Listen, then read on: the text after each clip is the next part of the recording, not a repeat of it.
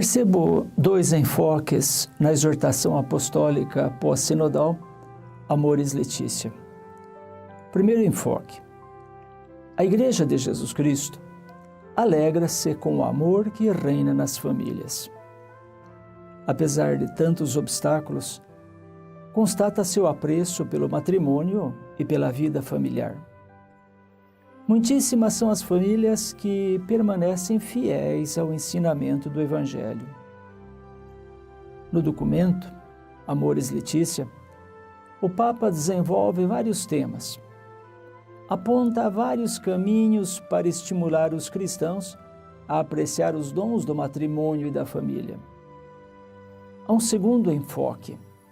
O Papa encoraja a todos para serem sinais de misericórdia, isto é, a olhar com carinho e respeito para as famílias em que, aos olhos da lei e da moral eclesial, haja uma irregularidade.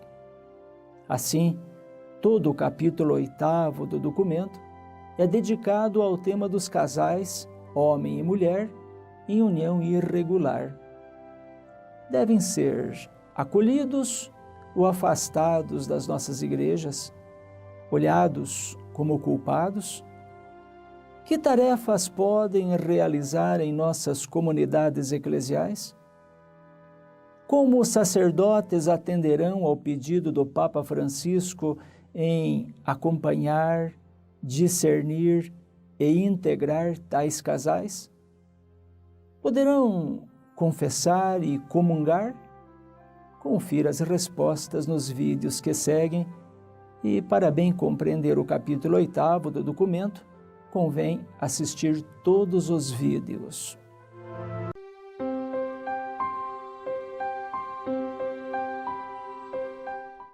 A Igreja Católica considera um casal em situação regular, homem e mulher, quando este casal realizou o seu casamento de acordo com a normativa canônica da Igreja, ou seja, houve casamento na Igreja.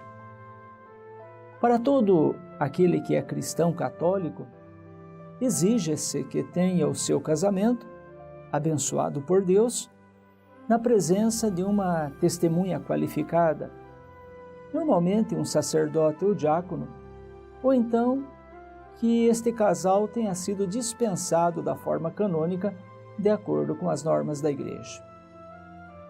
No rito católico latino, quem faz o casamento, quem é o ministro do casamento, são os noivos. Enquanto que o padre ou o diácono, em nome da Igreja, testemunha o que presenciou, ou seja, o consentimento entre um homem e uma mulher para viverem juntos e constituírem uma família. Logo, é errado afirmar: o padre tal ou o diácono tal fez o meu casamento. Ele não fez. Apenas testemunhou, em nome da Igreja, um casamento entre um homem e uma mulher. E que são os casais irregulares? São os casais cristãos católicos que estejam convivendo sem casar-se na Igreja. Exemplo, um católico casado apenas no civil, um católico convivendo sem casar-se na Igreja Católica, um católico casado em outra igreja sem a dispensa da forma canônica, ou ainda um católico vivendo em segunda união, mas com um vínculo anterior válido. Esta é a distinção entre casais regulares e irregulares.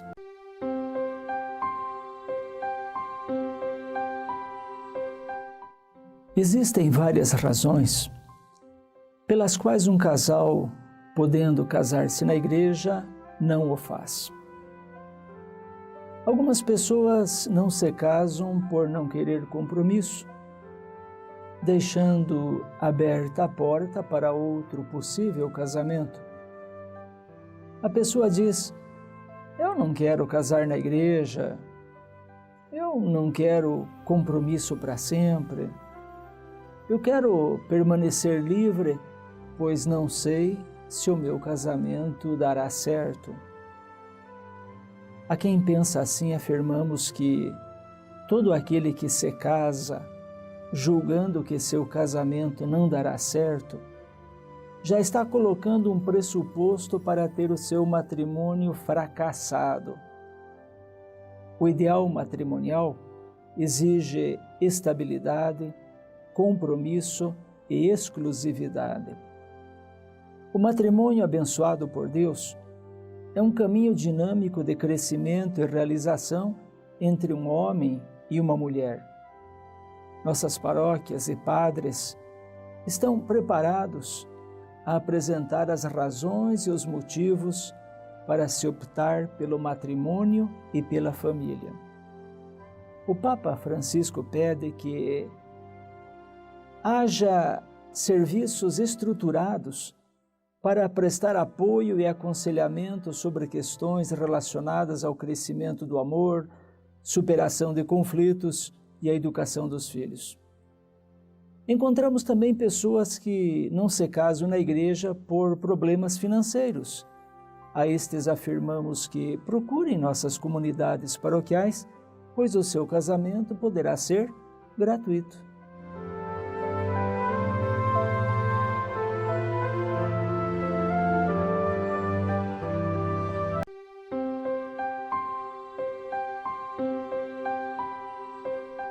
A atitude pastoral da Igreja Católica, ao ser procurada ou deparar-se com um casal em união irregular, que esteja ou não em um segundo casamento, é de acolhida cordial e positiva. As 3 palavras de ordem são acompanhar, discernir e integrar. Há um pedido explícito do Papa Francisco que nas paróquias exista um grupo de pessoas capacitadas para ouvir e ajudar tais pessoas, donde surgirá um caminho a ser feito que irá desde o discernimento da real situação do casal, passando pela integração na comunidade eclesial, no que seja possível, e chegando até muitas vezes a abertura de um processo matrimonial para declarar nulo um primeiro matrimônio. Todos sabemos que as pessoas não casam na igreja para depois separar-se e recasar-se.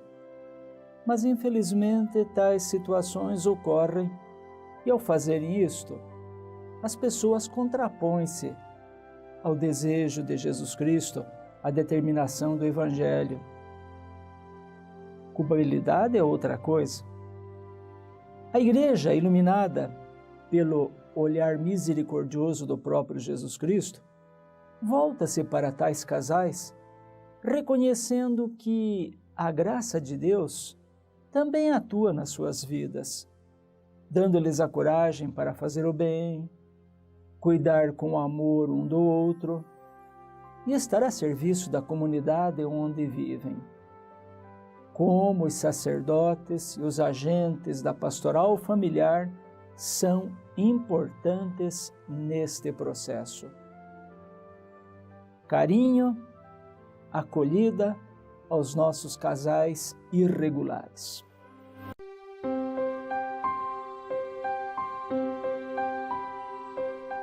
O capítulo 8º do documento Amoris Laetitia deve ser lido com muita calma e cuidado, entendido no texto e contexto. Leituras apressadas podem levar a entendimentos errados das proposições que contém. Igualmente, não se pode ler o presente documento, Amoris Laetitia, sem levar em conta os documentos anteriores emitidos pela Igreja desde o Concílio Vaticano II. Existem algumas frases que parecem muito permitir aos casais irregulares e outras frases que determinam restrições. É o que podemos chamar de movimento circular na expressão de conteúdos, muito próprio do Papa Francisco, que ora abre possibilidades, ora coloca restrições e em todos os momentos exige do leitor a correta compreensão da doutrina da Igreja. Por exemplo, em um momento afirma que é preciso integrar todos os casais irregulares para participar da comunidade eclesial. E depois afirma que se deve evitar toda possibilidade de escândalo. O Papa afirma que nenhuma pessoa ou casal em estado irregular pode prestar um serviço pastoral à Igreja para fazer apologia, isto é, para afirmar que seu modo de viver em situação irregular é o correto. Integrar os divorciados recasados é a chave do acompanhamento pastoral, respeitando em cada caso a modalidade de participação, segundo o correto juízo do pároco.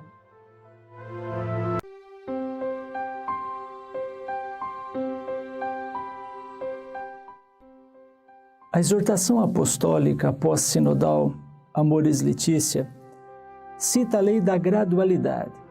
O que é? A lei da gradualidade afirma que, na realização de um determinado ato ou em determinada situação existencial, deve-se levar em conta a consciência de cada um. A capacidade subjetiva de conhecer, apreciar e querer o bem é própria de cada um e é condicionada por muitos fatores. Logo, o grau de responsabilidade de uma pessoa não é igual em todas as situações. Podem existir fatores que limitam a capacidade de decisão. Portanto, é possível que um divorciado recasado que convive não seja plenamente responsável por causa dos condicionamentos existenciais, culturais, psíquicos e sociais. Até é possível que esteja na graça de Deus e tenha as disposições interiores necessárias para receber a Eucaristia. Mas tudo isto não se pode presumir, deve ser verificado caso a caso, com atento discernimento, segundo a lei da gradualidade e a lei moral objetiva. João Paulo II afirmava que é preciso discernir se os que convivem estão realmente decididos a aperfeiçoar-se cada vez mais no ideal cristão, que para os divorciados recasados, em razão do vínculo anterior existente, para poder receber a Eucaristia, é a perfeita continência sexual. E há muitos casais que assim o fazem. Algumas outras situações semelhantes podem permitir acesso à comunhão eucarística. Converse com o seu pároco.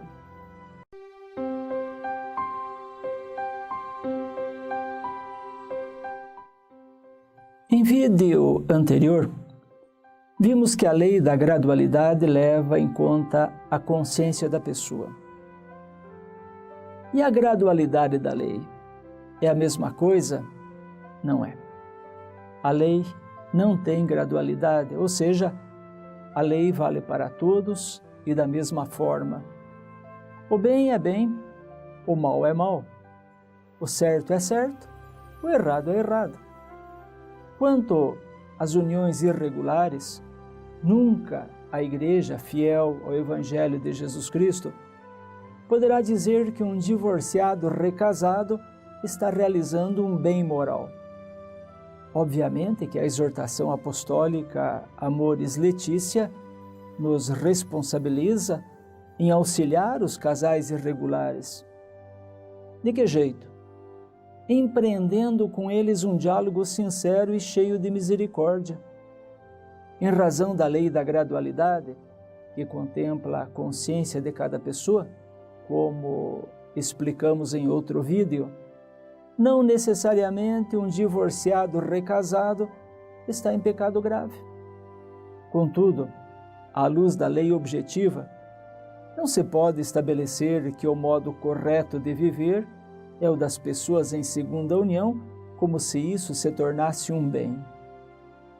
O próprio Papa Francisco, na exortação Amoris Laetitia, afirma: para evitar qualquer interpretação tendenciosa, lembro que, de modo algum, deve a Igreja renunciar a propor o ideal pleno do matrimônio, o projeto de Deus em toda a sua grandeza. A compreensão pelas situações excepcionais não implica jamais esconder a luz do ideal mais pleno, nem a Igreja pode propor menos do que quanto Jesus oferece ao ser humano.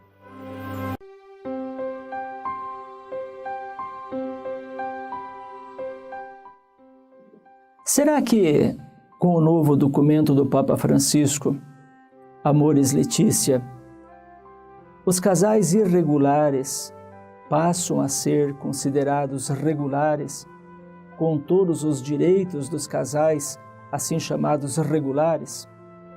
Na verdade, não.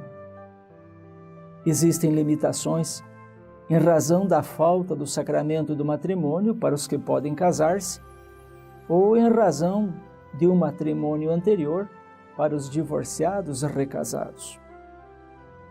O Papa Francisco diz que o matrimônio cristão, reflexo da união entre Cristo e a sua Igreja, realiza-se plenamente na união entre um homem e uma mulher que se doam reciprocamente, com um amor exclusivo e fiel, se pertencem até a morte e permitem a transmissão da vida.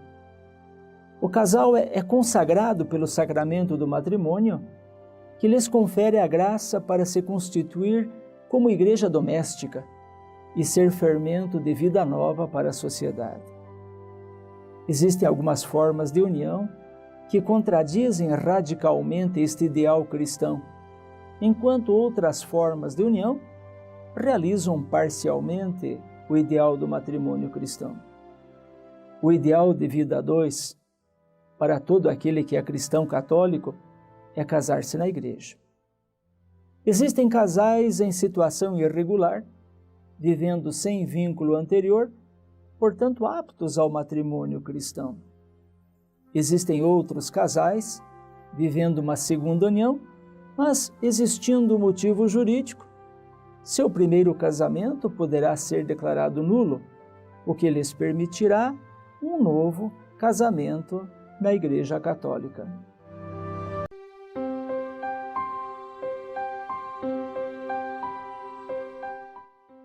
Será que os casais irregulares agora podem confessar e comungar?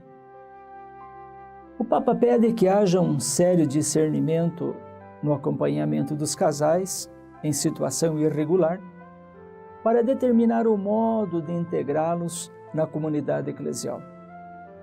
Contudo, há muitos pontos que o Papa Francisco pressupõe e de modo nenhum desejou alterar. Coloco 2. Primeiro, a doutrina católica sobre a indissolubilidade do matrimônio, cujo valor e atualidade o Papa Francisco enfatiza fortemente. Esta doutrina afirma que o matrimônio válido e consumado não pode ser dissolvido nem pelo Papa. A raiz da doutrina da indissolubilidade está no amor que existe entre Cristo e a sua Igreja. Um segundo ponto. A doutrina católica sobre os sacramentos da penitência e da Eucaristia não mudou nada. E parte-se do princípio que quem tem consciência de estar em pecado grave deve confessar-se antes de comungar. A ação de Deus que perdoa, realizada através da Igreja, pressupõe o arrependimento do pecado cometido e o propósito de não mais cometê-lo. A falta completa do arrependimento não permite que o pecado seja perdoado e ainda exige seu propósito de evitar o pecado, pois sem esta dupla condição, arrependimento e propósito, os pecados não podem ser perdoados, mesmo que fosse dada a absolvição.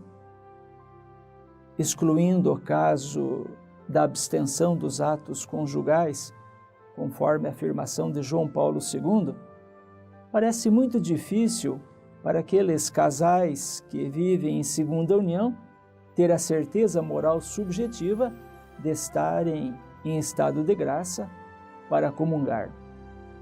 Novas situações poderão surgir? Aguardemos os desdobramentos da exortação apostólica pós-sinodal Amoris Laetitia.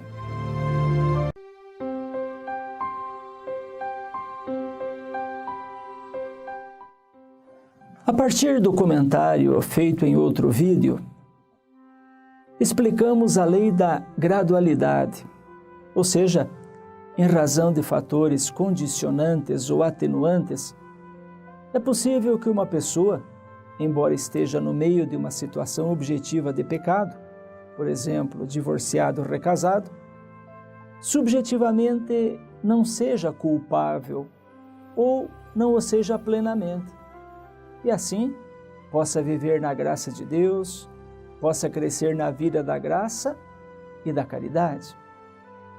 Estamos afirmando que não necessariamente os casais que vivem em situação irregular estão em pecado grave. O próprio Evangelho exige que não julguemos e nem condenemos. Ou seja, ninguém tem o direito de olhar para uma pessoa em situação irregular e defini-la como alguém que se encontra em pecado grave. Não podemos ver a sua consciência. O Papa Francisco diz que a misericórdia não exclui a justiça e a verdade, mas antes é necessário afirmar que a misericórdia é a plenitude da justiça e a manifestação mais luminosa da verdade de Deus.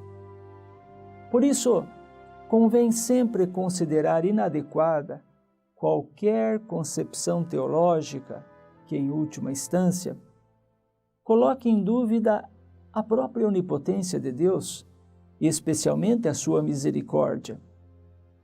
Este conceito não é novidade na doutrina eclesial, mas agora, de forma explícita, o Papa pede que coloquemos em prática a misericórdia pastoral.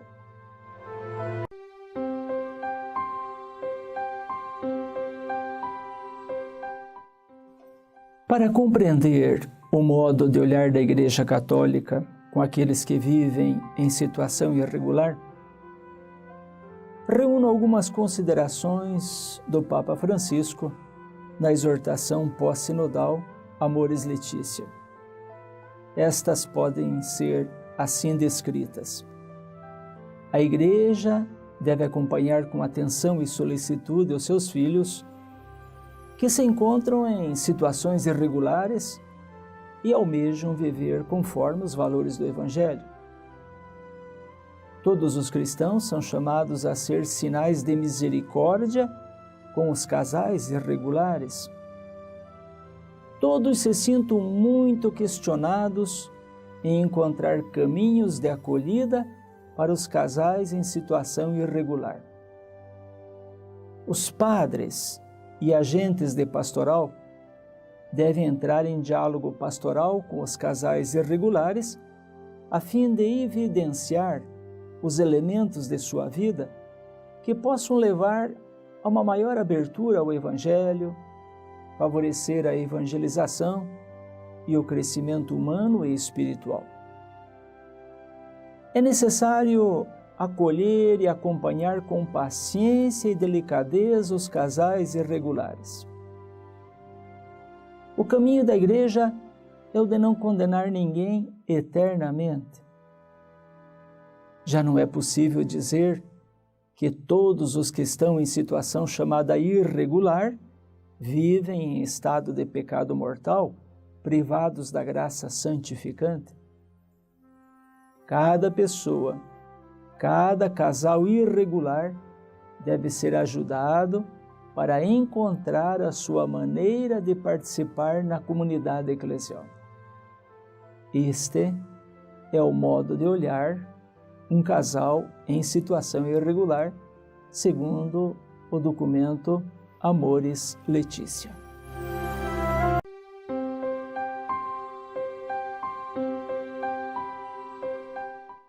O Papa afirma no documento Amoris Laetitia que os batizados, divorciados, recasados sejam integrados mais intensamente nas comunidades cristãs de várias maneiras possíveis. Contudo, deve evitar-se uma possível ocasião de escândalo. O Papa, inclusive, pede um discernimento maior de toda a Igreja e cita textualmente 4 campos de atividades onde os divorciados recasados poderiam ser inseridos: litúrgico, pastoral, educativo e institucional. Saliente-se que o Papa não colocou o termo sacramental, numa clara alusão de que não se pode considerar que os divorciados recasados podem, em qualquer situação, confessar e comungar. O Papa Francisco igualmente afirma que os batizados que são divorciados recasados não apenas não devem sentir-se excomungados, isto é, fora da Igreja Católica, mas podem viver e amadurecer como membros vivos da Igreja, sentindo-a como uma mãe que os recebe sempre, cuida com carinho e os anima no caminho da vida e do Evangelho. É verdade, a Igreja deve fazer isso, mas a Igreja não pode ignorar a lei do Evangelho, como o Papa também afirma. De fato, precisamos ainda dar tempo ao tempo, com prudência, resolver rapidamente um desejo com ampla abertura pode gerar situações difíceis na comunidade paroquial. Todo o contexto merece um amplo estudo.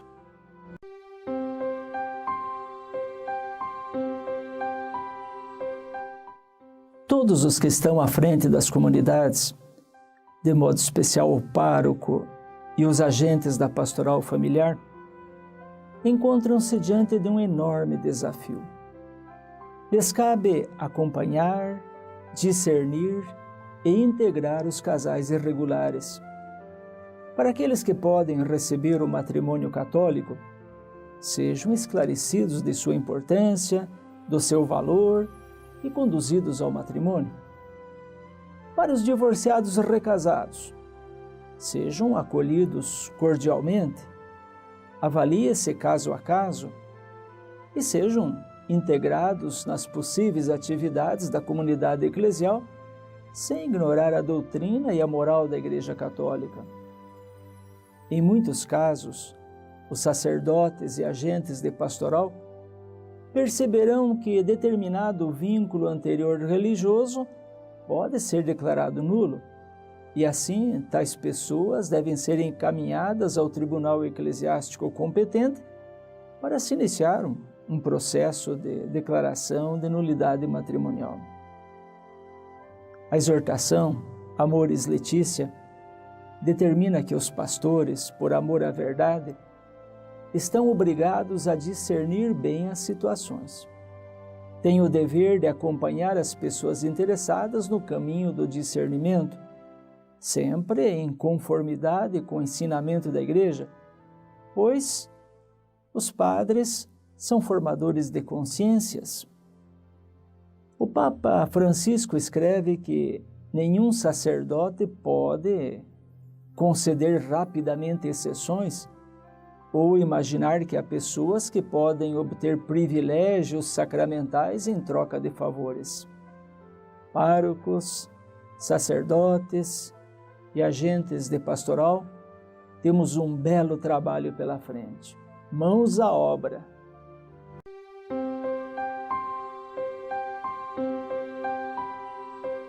Todo matrimônio realizado na Igreja Católica goza da presunção de validade. Contudo, nem todos os casamentos são válidos, pois no momento do consenso pode ter existido um impedimento invalidante, um vício de consenso ou um defeito na forma canônica. O que é consenso? O que é consentimento? é a afirmação explícita diante do assistente qualificado da igreja, ordinariamente o sacerdote ou diácono, feita por um homem e uma mulher que querem formar uma família.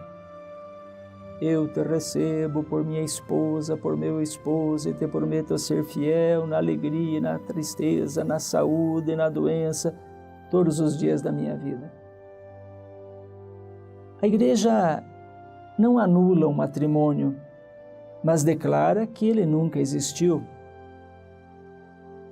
E faz isto quando determina, via processual ou documental, que uma situação invalidante já estava presente quando o homem e a mulher disseram seu sim um ao outro no dia do seu casamento.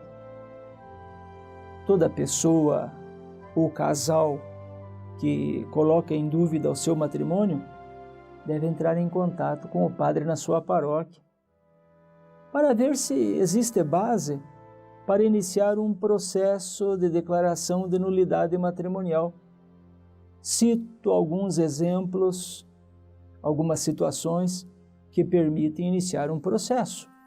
Por exemplo, casamento obrigado por imposição da família. Um casamento obrigado em razão de uma gravidez indesejada. Um consentimento extorquido com violência ou ameaça. E existem muitos outros motivos. Converse com o seu pároco.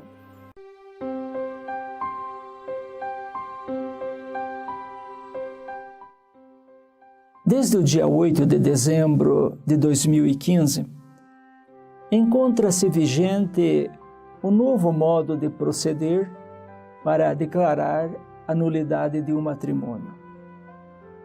Sem prejuízo da garantia da indissolubilidade do vínculo matrimonial, o documento do Papa favorece não a nulidade dos matrimônios, mas a sua rapidez, a sua celeridade.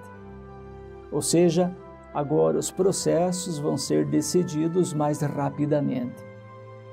Para mim, 2 pontos da reforma são altamente relevantes. Primeiro, a sentença em primeira instância torna-se executiva se não houver apelação. Antes da reforma, era necessário que 2 tribunais distintos declarassem a nulidade, o que exigia no mínimo 1 ano e meio, quando tudo corria bem. Agora basta que o primeiro tribunal diga que um casamento é nulo e se dentro de 15 dias úteis, após a publicação da sentença, não houver apelo, está declarado nulo o matrimônio. Há um segundo ponto muito importante neste documento do Papa: o processo matrimonial mais breve perante o bispo. Se as 2 partes do casamento a ser declarado nulo estiverem de acordo, o homem e a mulher, se há fatos que não exijam investigação ou instrução processual mais cuidadosa para provar a nulidade do matrimônio, se faz o pedido ao bispo diocesano, indicam-se as provas e este, após decreto do vigário judicial, auxiliado pelo instrutor e assessor, reúne as partes e outras pessoas que devem participar em uma audiência e logo em seguida emite a sentença de nulidade ou envia o processo para exame ordinário. Ou seja, se tudo correr bem, em 90 dias mais ou menos, poderá haver a decisão final. Gratuidade? Muito difícil. Preço menor? Depende da estrutura de cada tribunal e de cada diocese.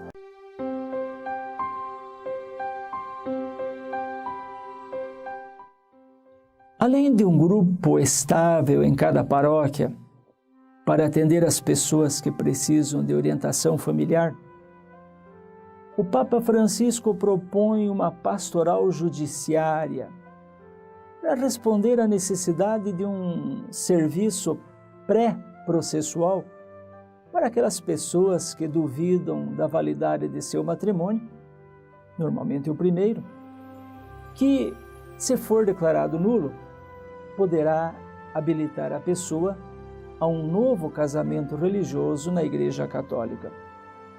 Este serviço pastoral exigirá pessoas com adequada preparação para orientar aqueles que pretendem ingressar com um processo de nulidade matrimonial. Para isso, pede-se que o bispo, em sua diocese, promova formação específica a respeito dos capítulos de nulidade matrimonial para os párocos, agentes da pastoral familiar e outras pessoas que se disponham a colaborar na investigação pastoral dos casos. A finalidade da investigação pastoral, ou pré-judicial, é verificar se há fundamento jurídico para se iniciar um processo, para recolher os elementos úteis para eventual introdução de uma causa, como documentos, elenco de testemunhas e assim por diante. Esta investigação se encerra com o libelo, que é o pedido a ser apresentado ao tribunal competente.